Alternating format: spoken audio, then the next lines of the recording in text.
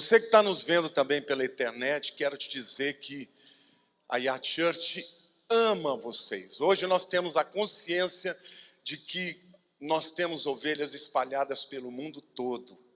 E nós queremos chegar aonde você está. Deus abençoe a todos. Eu queria começar lendo com vocês a palavra de Deus. Está lá na segunda carta de Paulo aos Tessalonicenses, capítulo 2, versos 1 a 12. O tema da mensagem de hoje: como esperar pela volta do Senhor.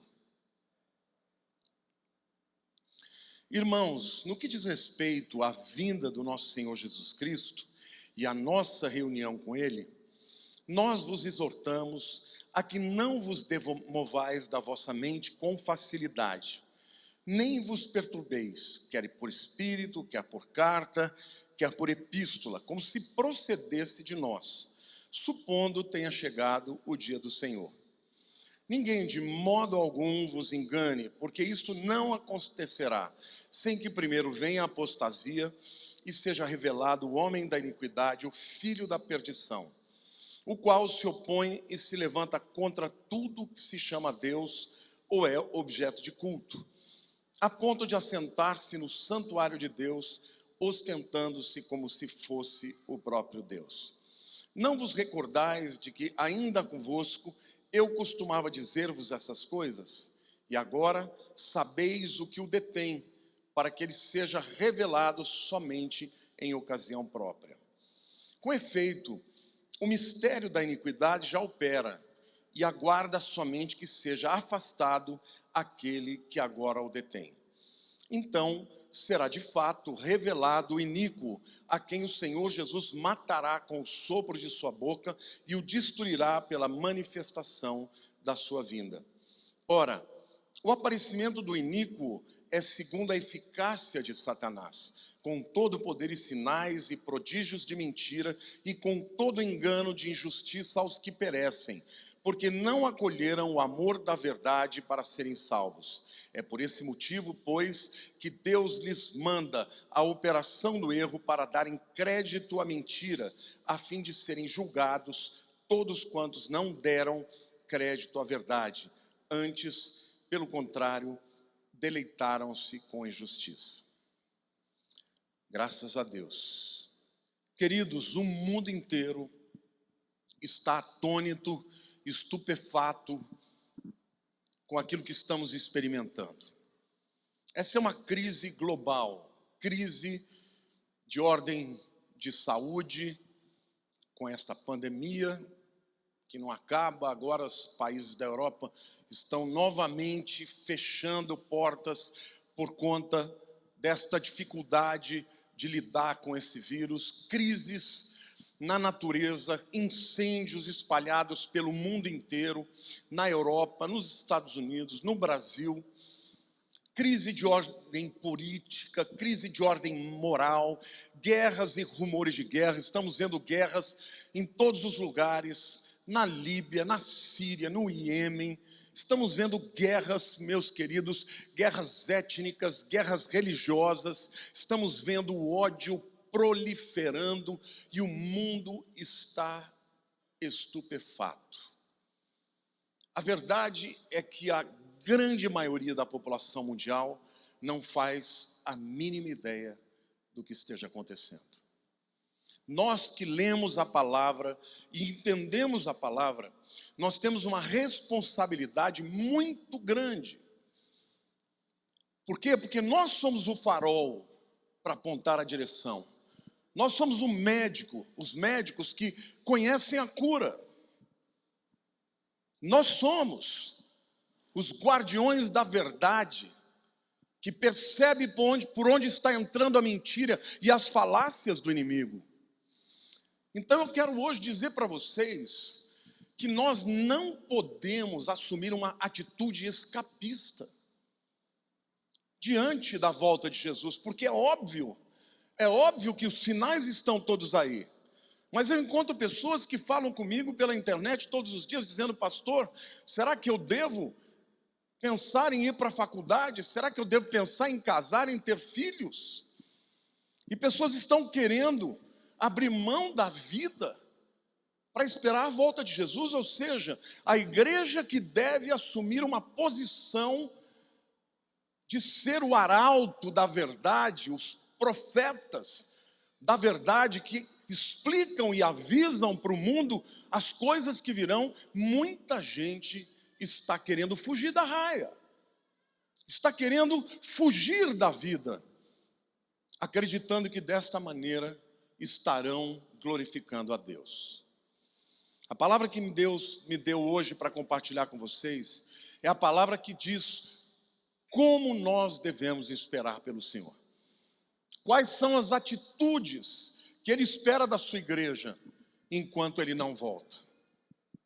E é sobre isso que eu vou falar hoje com vocês. E eu vou falar para vocês de 4 atitudes que todos nós devemos ter enquanto aguardamos a vinda do Senhor. Amém? Quantos querem ouvir essa palavra e tomar posse e mudar o comportamento? A primeira atitude que o apóstolo Paulo apresenta é: não vos demovais da vossa mente. Este verbo demover-se, no grego é saleo, que significa um movimento produzido pelos ventos. Significa sacudir, significa uma tempestade de ondas, agitar, causar agitação, perturbar alguém. Portanto, o que o apóstolo Paulo está dizendo é: não fiquem ansiosos, não fiquem perturbados, não fiquem com uma atitude de quem não tem confiança de que o nosso Deus é Senhor de todas as coisas. Amém? Porque pessoas que agem dessa maneira perdem a noção da urgência do tempo que nós vivemos. Nós temos um papel muito importante, queridos. Fiquem em paz. Deus é Senhor. Nada acontece na sua vida sem que Deus permita. Não cai um fio da tua cabeça, do cabelo da sua cabeça, sem que Deus permita. Enquanto a igreja estiver na terra, ela tem um chamamento. Nós temos que ter a serenidade, nós temos que ter a firmeza, nós temos que ter a coragem, porque Deus está chamando a sua igreja para ser o arauto neste tempo em que estamos vivendo. Não é hora de você se apavorar como os demais, como aqueles que não têm Deus, como aqueles que não confiam que há um Deus no céu que cuida de nós. Então, não vos demovais. E o apóstolo Paulo, quando escreve sobre isso, ele ainda coloca ali uma circunstância pontual, cotidiana dos seus dias, que não tem nada a ver conosco, mas nós temos as nossas. Por exemplo, ele diz: não vos demovais, quer por espírito, quer por palavra, quer por epístola, cartas. Em outras palavras, algumas pessoas estavam dizendo que Jesus já tinha voltado e eles tinham ficado. Então o povo estava desesperado. E ele falou: gente, Jesus não voltou ainda. Então não acredite nas mentiras daqueles que vêm e trazem profecias. Tá? Esse espírito aqui é palavra profética. Assim diz o Senhor, Jesus já voltou. Não acredite nisso. Quer por palavra, pessoas que vêm e afirmam claramente que Jesus tinha voltado. E também outros escreviam cartas em nome de Paulo, dizendo que Jesus tinha voltado. E ele diz: gente, não vos demovais. Mas hoje eu quero dizer para vocês, existem outras maneiras de Satanás enganar e trazer preocupação, ansiedade, medo no coração das pessoas. Eu tenho feito lives e muitas vezes eu vejo crianças de 12, 13 anos que estão deixando de dormir por conta disso, por causa desses enganadores que ficam marcando data. Tem um camarada aí que já marcou umas 2 datas, aí quando ele erra, ele some, ele desaparece. Mas daqui a pouco ele vai voltar de novo com outra enganação dessa. Então, nós como cristãos temos que estar firmes e não abalados por estas mentiras que Satanás levanta, não importa quais sejam. E aqui o apóstolo Paulo, ele então está tranquilizando o povo dizendo: Jesus não voltou. E eu hoje aqui estou tranquilizando para vocês, dizendo: ele voltará. Eu penso que é breve, que é logo, mas eu tenho que ser honesto intelectualmente para dizer que pode ser que não seja na minha geração. Então, enquanto Jesus não voltar, nós temos que caminhar a nossa vida, servir a Deus, adorar a Deus, trabalhar, fazer sonhos, planejar, realizar para a glória de Deus, impactar este mundo e fazer diferença. Amém, igreja?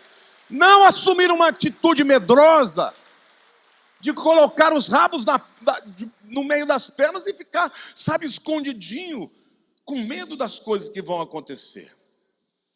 A segunda atitude que o apóstolo Paulo fala é que nós devemos resistir ao espírito do anticristo. E aqui eu vejo nesse texto duas maneiras como nós podemos resistir a este espírito do anticristo que opera nos nossos dias. Em primeiro lugar, ele diz: ninguém de modo algum vos engane. Ou seja, o inimigo consegue se valer de estratégias diferentes para enganar. Ele está dizendo: olha, não se deixe enganar por ninguém, por nenhum modo.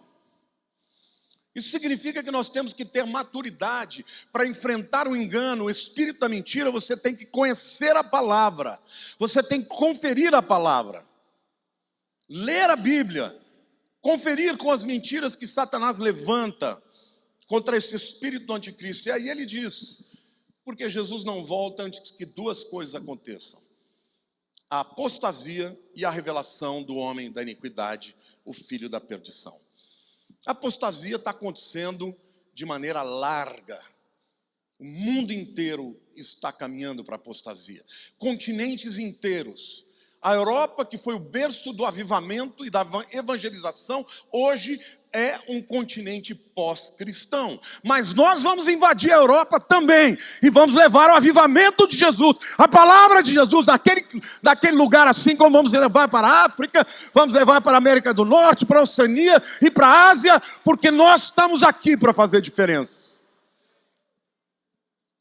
A revelação do homem da iniquidade, o filho da perdição, no meu entendimento, ele será revelado para a igreja quando ele assinar o tratado de paz de Daniel capítulo 9, um tratado de paz de 7 anos e que envolve uma série de detalhes, inclusive a permissão que Israel construa o terceiro templo. Então, muita gente fica me escrevendo: pastor, já é esse o tratado de paz?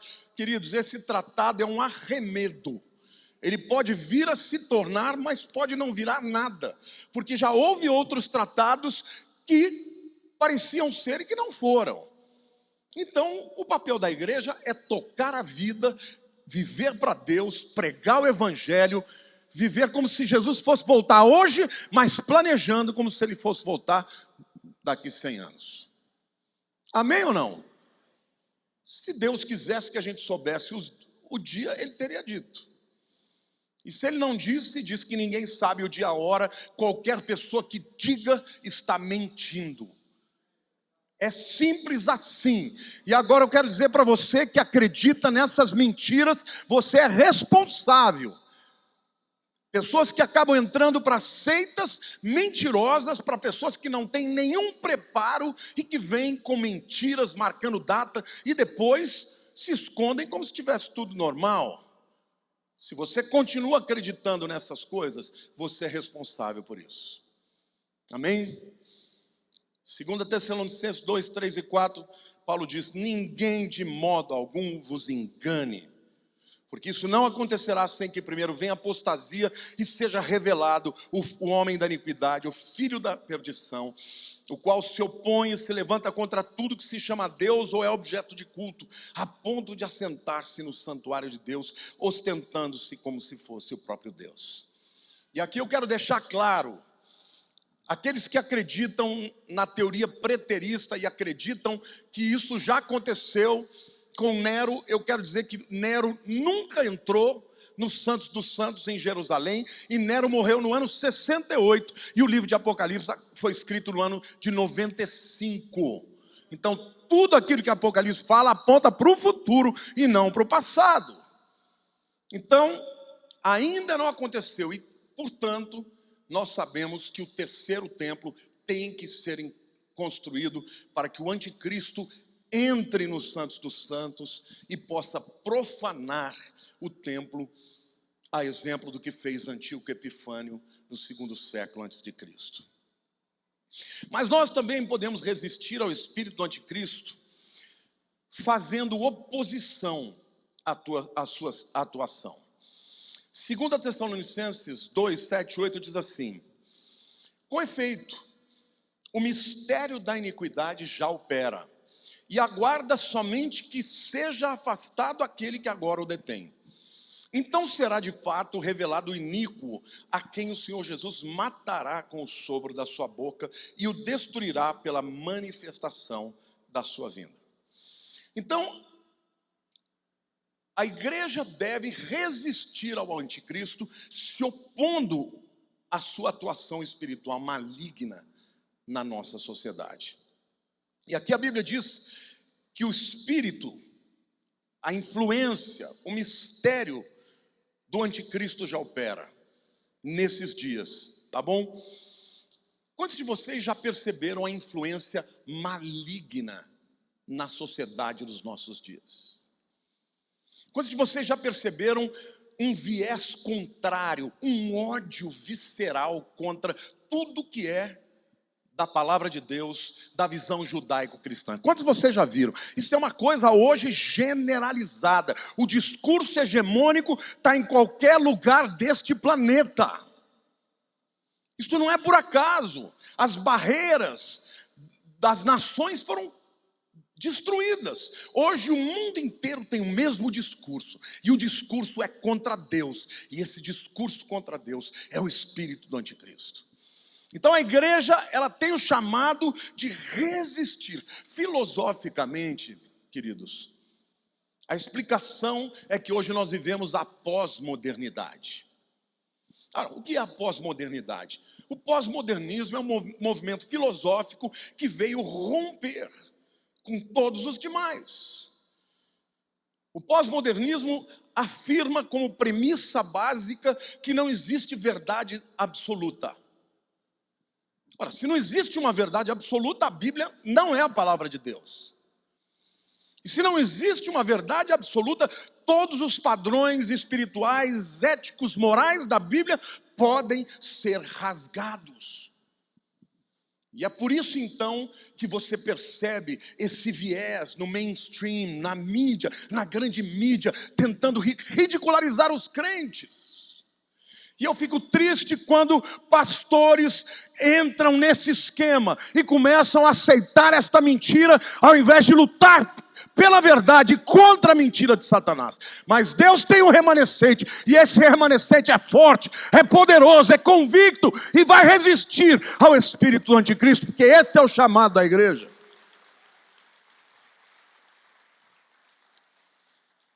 Eu participo de um grupo de pastores, e ontem eu tive a oportunidade de traduzir um bilionário da Malásia.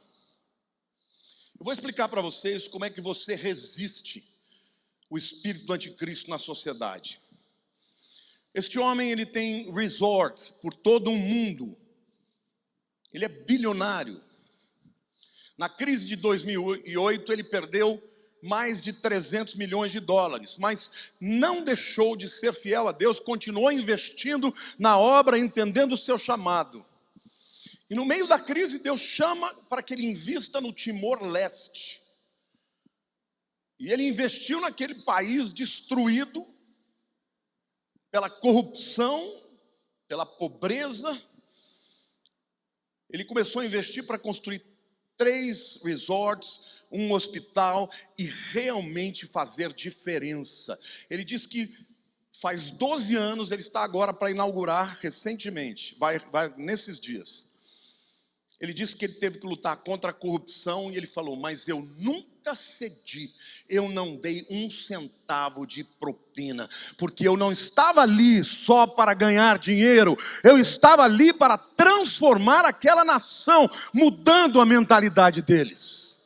Para encurtar a conversa, irmãos, hoje ele senta com o presidente, hoje a própria companhia aérea, a única companhia aérea do país foi entregue para ele, ele está fazendo diferença e as pessoas estão enxergando Jesus através da atitude dele. Isto é resistir ao espírito anticristo. Quantos aqui querem ser da resistência, deste chamado de Deus para fazer a diferença? É assim que você resiste. Você resiste fazendo diferença, sendo diferente, lutando pela verdade, acreditando que ainda que o caminho seja mais longo, vai valer a pena lá na frente, amém?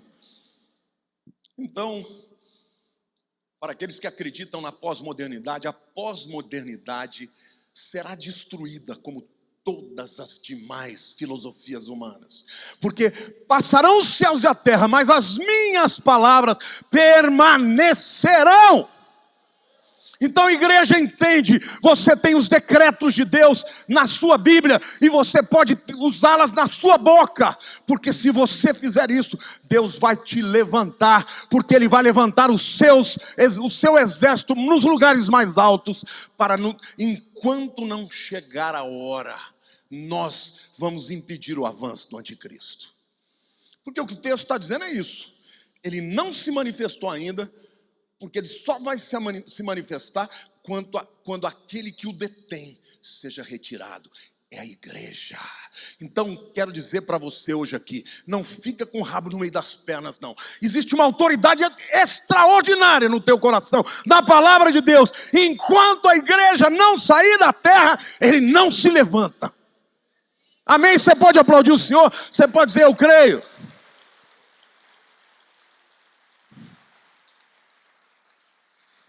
Mas eu acho interessante a maneira como o apóstolo Paulo apresenta a obra do anticristo. Ele diz: o mistério da iniquidade. Se é mistério, isso significa que a sociedade não faz a mínima ideia sobre o que está por detrás de tudo isso. Para eles é mistério, para nós não. Diga para a pessoa ao teu lado: para eles é mistério, para nós não. A gente sabe quem está por detrás disso. A gente sabe que não é simplesmente uma tentativa humana. A gente sabe que é um poder de engano que está cada vez mais alcançando a sociedade, mas que tem grande dificuldade de avançar enquanto aquele que o detém não seja retirado. Vou dizer uma coisa para vocês, e eu não quero que você entenda do ponto de vista político, mas em todos os lugares onde há uma resistência para essa visão hegemônica de esquerda que procura tirar Deus do centro de um país, em todos os lugares, quem resiste é cristão. É no Brasil, é nos Estados Unidos, é na Hungria, é na Polônia, os cristãos ainda estão dizendo: aqui não. E eu quero dizer que no Brasil tem muita gente crente que vai dizer: aqui não. Amém? Você pode aplaudir o Senhor, você pode declarar que enquanto você estiver aqui, a igreja fará a diferença. Mas a palavra diz que não é só mistério, diz que é iniquidade. E a palavra grega para iniquidade é anomia. Nomos é lei, e o prefixo a é ausência de. Então está dizendo que o anticristo, o filho do pecado, ele na verdade ele é o filho da anomia, é o anomos, é aquele indivíduo que é contra todo tipo de lei. Alguém que tem por objetivo romper com todos os princípios morais e espirituais que construíram a civilização ocidental. Nessa visão pós-moderna, tudo isso tem que morrer e tem que acabar, e uma nova ordem com novas leis que na verdade são a ausência de leis vai reinar um dia, e vai reinar, mas enquanto nós estivermos aqui, não vai reinar. Ele vai tentar, mas vai recuar, porque enquanto a igreja estiver aqui, sempre há de se levantar uma voz para combatê-lo. Você pode dizer: eu creio. Então, igreja, é hora não de fugir da raia, é hora de lutar.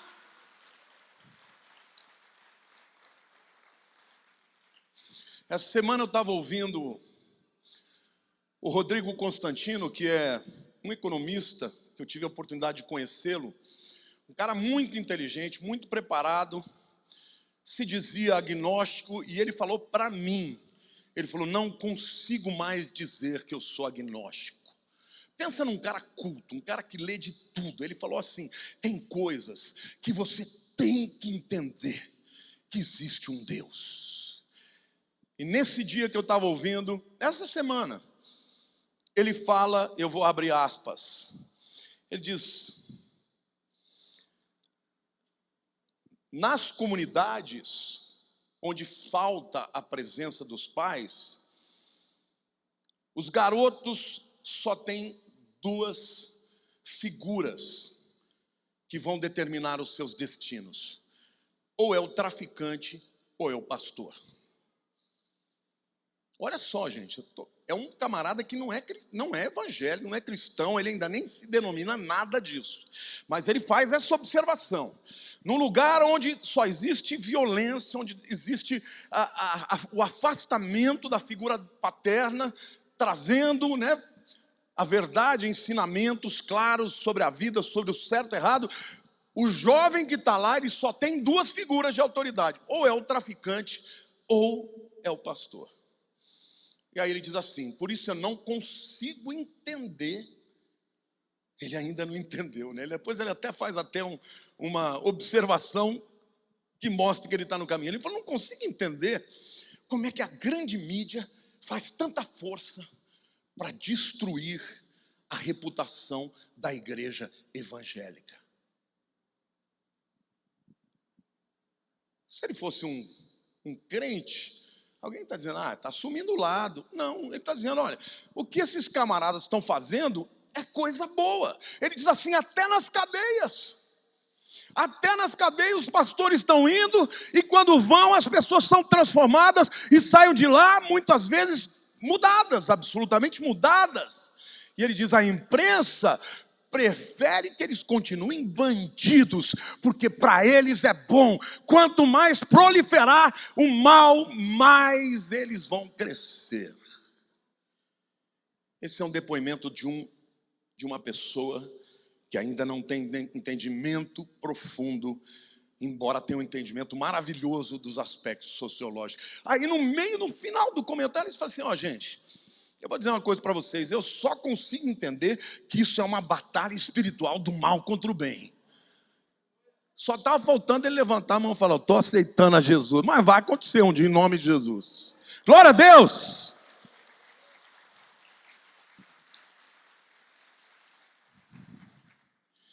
A atuação que está por detrás desta malignidade é o que a Bíblia chama de mistério da iniquidade.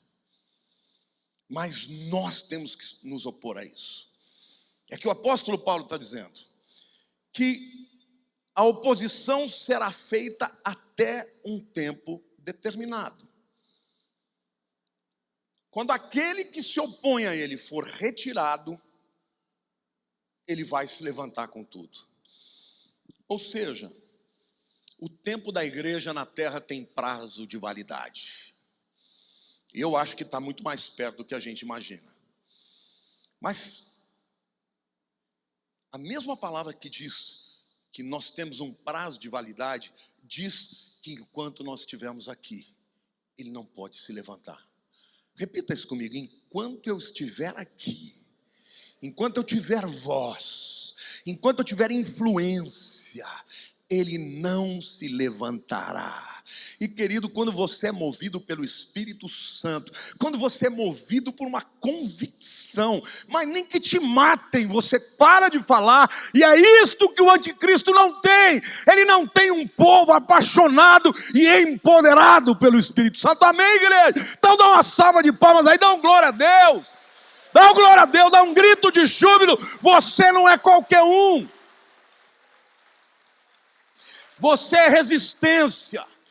E saiba você que a resistência sempre foi fundamental. Na Segunda Grande Guerra, quem derrubou Hitler?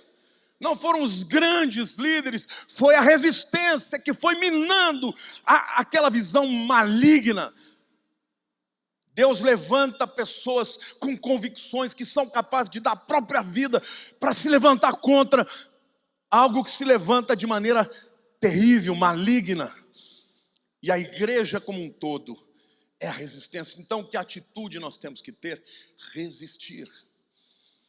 Não se cale quando você ouvir besteira a respeito do seu Deus. Se posicione, porque é incrível como aqueles que estão servindo ao maligno têm coragem de falar, de agredir, e os crentes ficam todos escondidos. Levanta a cabeça, meu filho, você é profeta, e dentro de você habita o Espírito Santo de Deus. A igreja tem chamado de resistir. Amém? E há um poder na vida da igreja.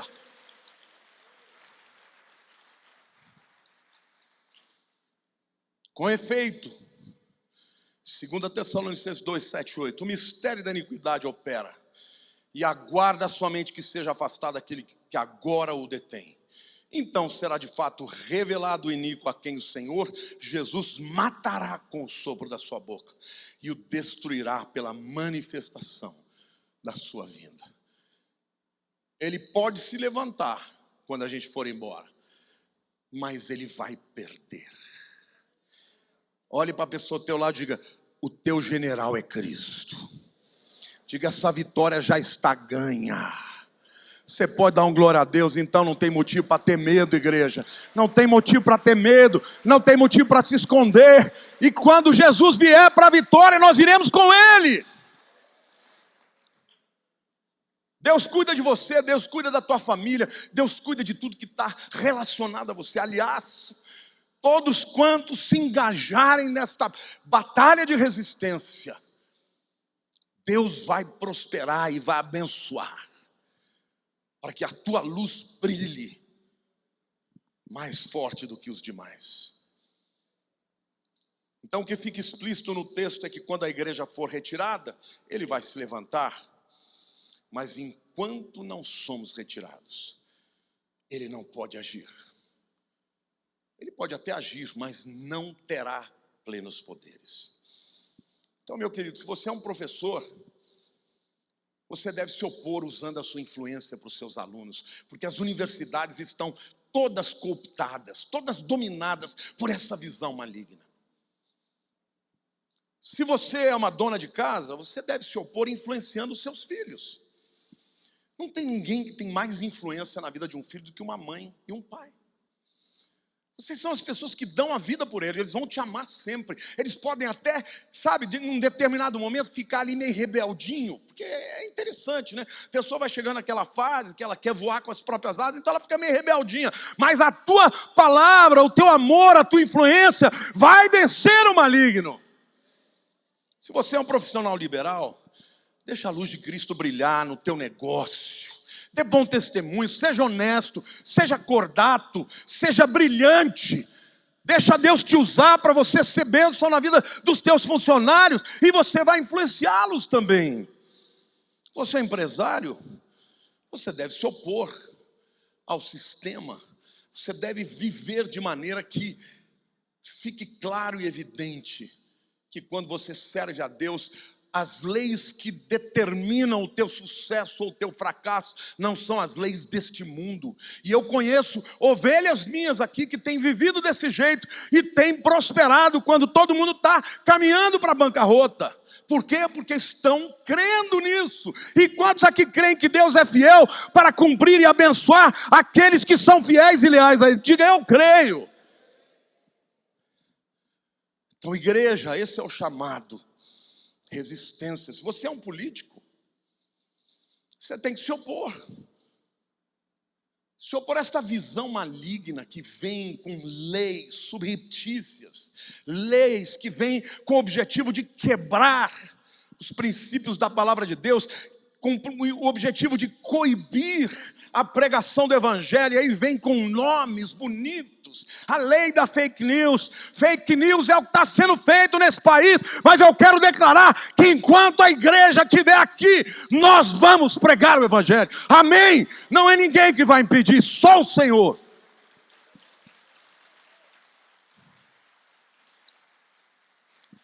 A Bíblia é um livro extraordinário.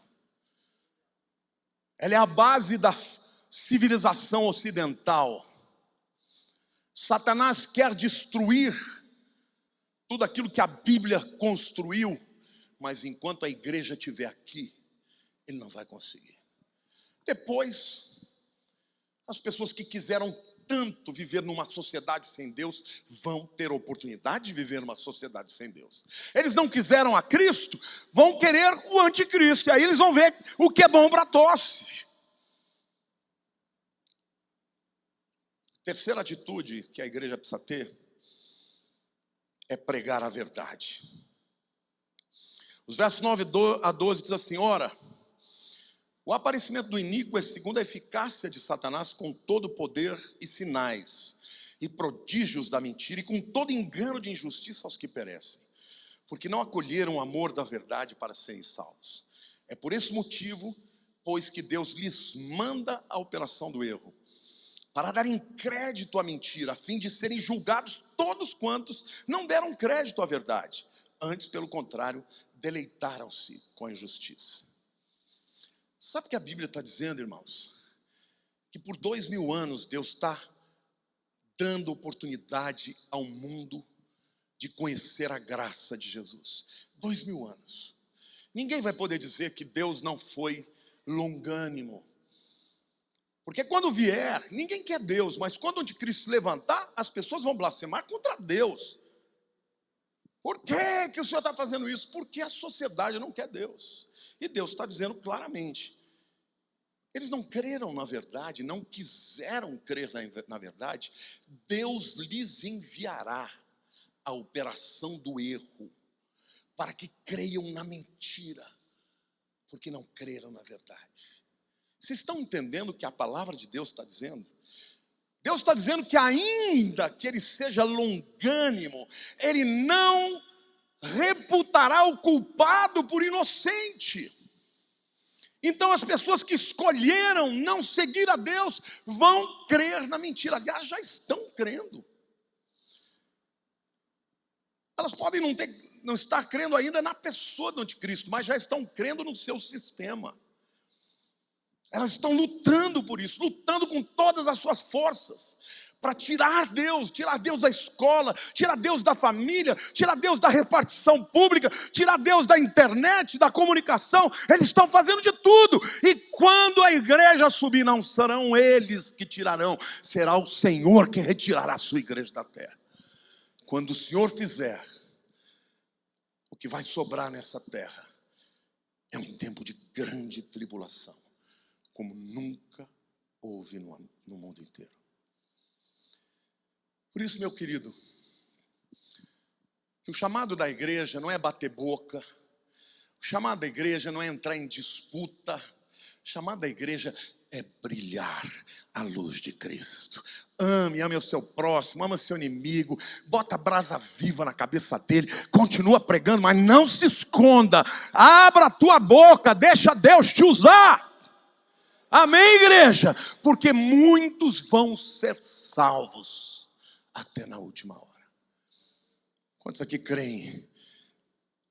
Talvez aquela pessoa na tua família que você fala: isso é impossível. Nada é impossível para o Espírito Santo. Ninguém resiste ao Espírito Santo. Deixa Deus te usar, deixa a luz de Jesus brilhar na tua vida, que o Espírito Santo vai trazer uma grande colheita antes da volta do Senhor. Amém? A última atitude que o Senhor espera de nós enquanto aguardamos a sua vinda é viver uma vida de gratidão. Os versos 13 e 14 dizem o seguinte: entretanto, devemos sempre dar graças a Deus por vós, irmãos amados, pelo Senhor, porque Deus vos escolheu desde o princípio para a salvação, pela santificação do Espírito e fé na verdade, para o que também vos chamou mediante o nosso Evangelho, para alcançardes a glória de nosso Senhor. Paulo está dizendo: vivam dando sempre graças, sejam alegres. Está todo mundo desesperado? Se você ficar desesperado igual, eles vão dizer: mas que Deus é esse, que não consegue nem mudar o comportamento deles? Começa a rir, começa a alegrar. Está passando luta, levanta a mão para o céu e fala: eu sei que vai passar, eu sei que eu tenho um Deus que cuida de mim, eu sei que é um Deus que permite que eu caia, mas Ele me levanta, eu não estou sozinho, Ele prometeu que Ele estaria comigo todos os dias até a consumação dos séculos. Amém, igreja? Gratidão, louve a Deus, seja bom, seja amoroso, preocupe-se com os outros, faça a obra de Deus. Sabe, quando a Lia contou ali, eu estava sentado ali, que pessoas de madrugada vêm aqui, eu até chorei, sabe por quê? Porque a coisa mais triste é você perder a dignidade, de você não ser capaz de alimentar os seus filhos, a tua família. Mas, por outro lado, eu falei: Senhor, obrigado, porque eles vêm aqui, eles sabem que esta é uma igreja e que nós não queremos nada deles, a não ser que eles abram o coração para um Deus que os ama e que se importa com eles. Amém, igreja? Então a igreja tem que estar sensível e amar de fato. Vamos invadir as trevas, vamos amar, porque o amor quebra todas as barreiras. Vamos amar, vamos fazer a obra.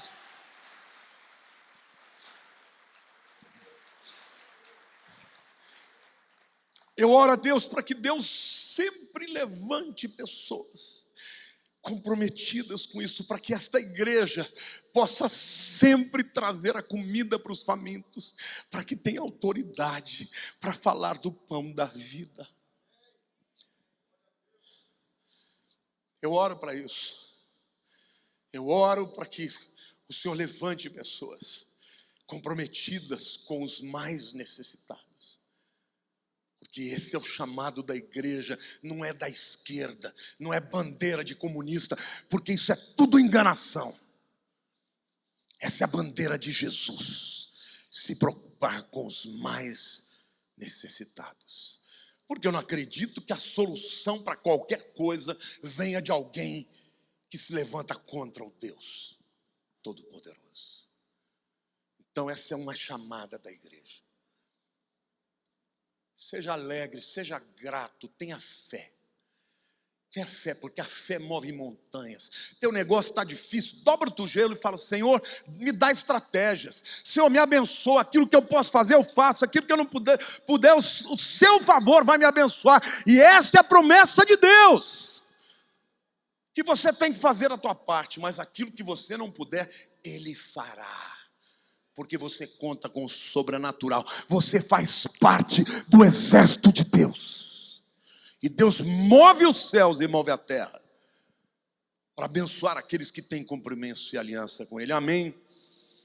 Dê sempre graças a Deus, porque você foi escolhido, meu irmão, desde o princípio. É o que a Bíblia está dizendo.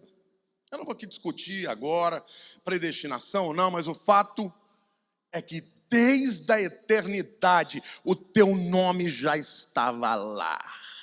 Olhe para o irmão do teu lado e diga assim: você não é uma obra do acaso. Deus já te conheceu e Ele te chamou. Querido, você viver num tempo de tanto engano e tanto ceticismo, e você ter o privilégio de crer no Salvador é maravilhoso. Eu quero ouvir uma salva de palmas para o Senhor Jesus. Oh, aleluia!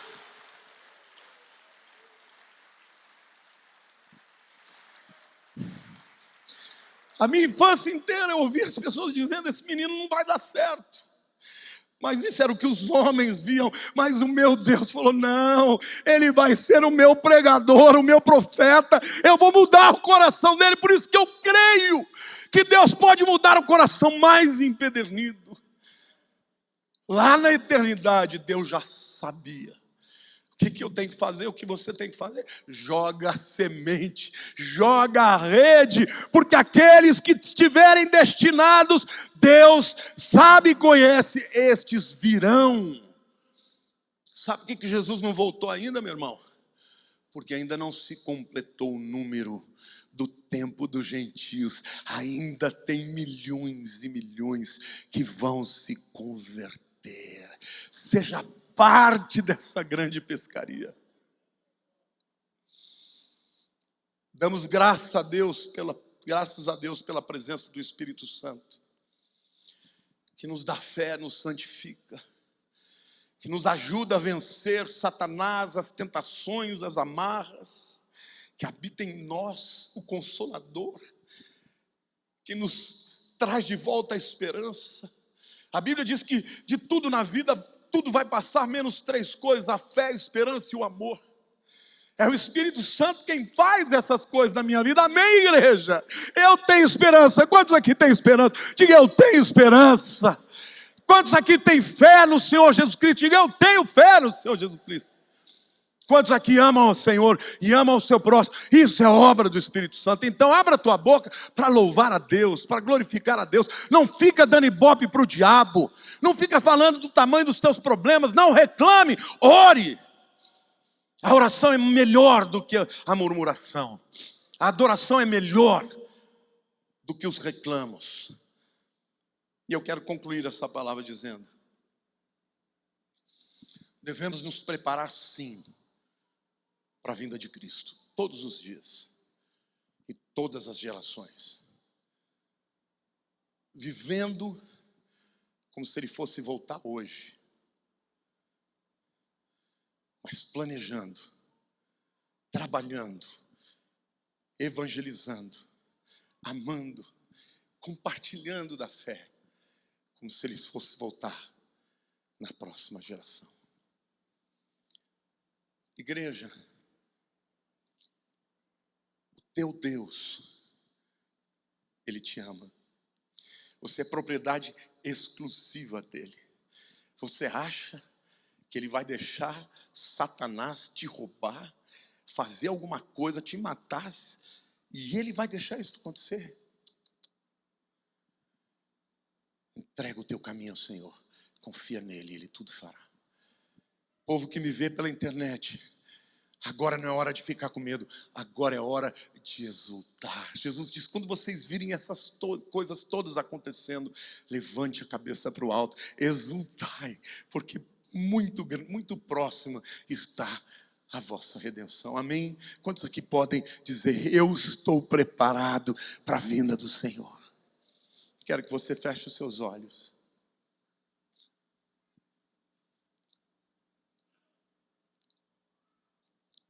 Primeiro eu quero falar com você, meu querido, que está tanto presencialmente quanto na internet. Se você não entregar a sua vida para Cristo, é muito sério isso. Um dia você vai crer em toda a mentira que Satanás vai estabelecer nesse mundo. Então é simples assim. Ou você hoje diz: Senhor, eu sou pecador e eu preciso de Ti, mas eu quero entregar a minha vida, o leme do meu barco, o meu coração, a chave do meu coração para Ti. Eu quero Te confessar como Senhor da minha vida e meu Salvador, porque eu quero fazer parte da igreja que vai subir no dia do arrebatamento. Então você que está me vendo pela internet, tem um QR Code aí. Você pode acessar e dizer: eu estou entregando a minha vida para Jesus. E tem milhares de pessoas fazendo isso. Todos os dias pessoas me falam isso. Você tem essa oportunidade agora. Se você tem dúvida, não fique em dúvida. Tome essa decisão.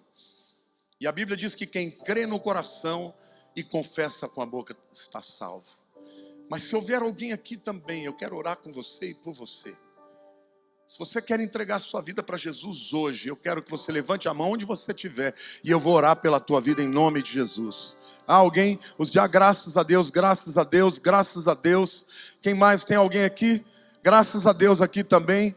Graças a Deus ali. Fique de pé você do teu lugar. Muitas pessoas entregando a vida para Cristo. Eu quero ouvir uma salva de palmas para Jesus, porque essa é a colheita, esse é o dia. Hoje o Senhor está sendo glorificado e o inimigo está sendo envergonhado. Levante do seu lugar, eu vou orar com você e por você. Você que levantou a sua mão, em nome de Jesus, não se envergonhe. Põe a mão no seu coração e você comigo também, você que está na internet. Diga: Senhor Jesus, eu confesso que eu sou pecador.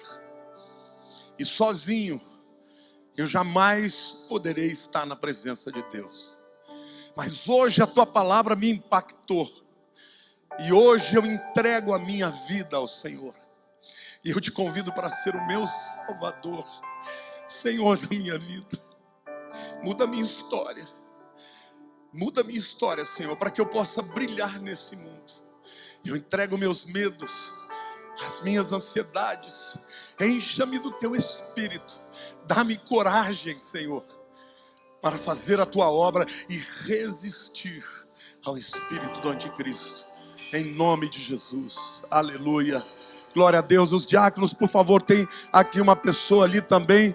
Temos ali, cheguem até essas pessoas para dar a elas um papelzinho para que elas possam preencher. Mas eu quero orar pela igreja ainda. Quantos hoje querem se alistar nesse exército que o Senhor está levantando nos últimos dias para resistir ao espírito do anticristo? Fica de pé no teu lugar em nome de Jesus e eu vou orar pela tua vida.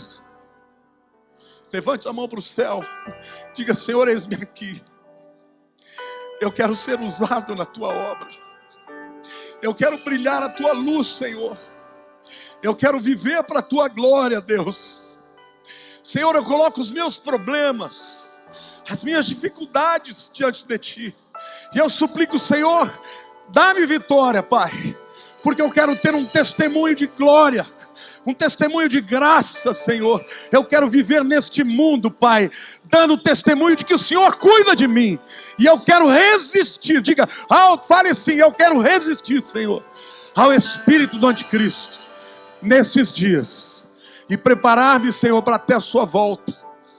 E se o Senhor não tiver voltado na minha geração, eu ainda assim vou te encontrar quando chegar a minha morte. Mas eu quero viver de maneira relevante para a honra e glória do teu nome em Cristo Jesus. Aplauda ao Senhor, glorifique a Deus.